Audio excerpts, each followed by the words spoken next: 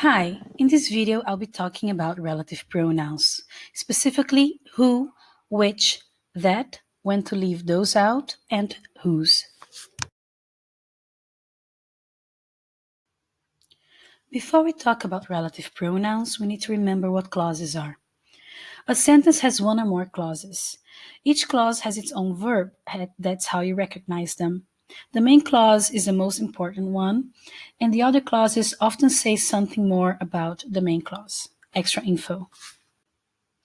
To find the clauses in the sentence, you will first need to look for the verbs.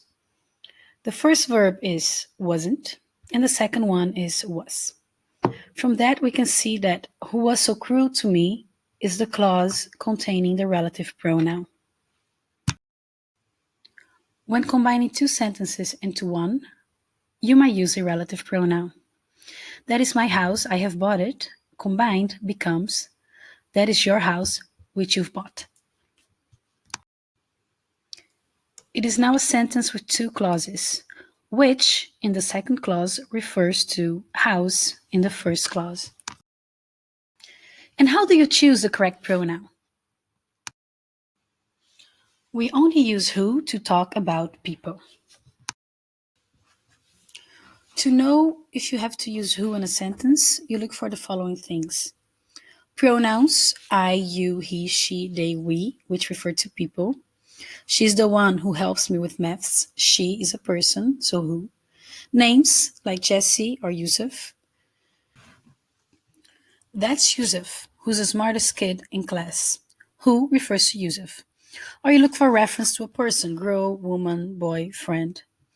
The person I like the most is Miss Mosam. Who refers to person. Which talks about things, places, and animals, like food or things like a pen or a car, places like a house or the grocery store, and animals like Fluffy there competing with Felix over who gets the bird first. When using it in a sentence, we look for the pronoun it, not this it, but looking at the sentence, it's the one which brings me the most joy, which refers to it. Looking for names like London, McDonald's, Fluffy. The sentence, I'm going to London, which is my favorite city. Which refers to London, a place, a city. Or you can look for a reference to a thing, an animal, or a place. That's the bag which I lost yesterday. Which refers to the bag, which is a thing. That can replace who and which. She's the one who helps me with maths. Who can be replaced with that. But in the sentence, I'm going to London, which is my favorite city, you cannot replace which by that, because there's a comma there before the which.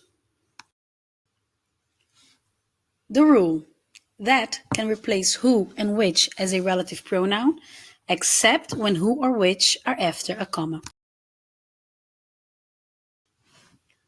Who, which, and that can be left out if they are not the subject in the clause.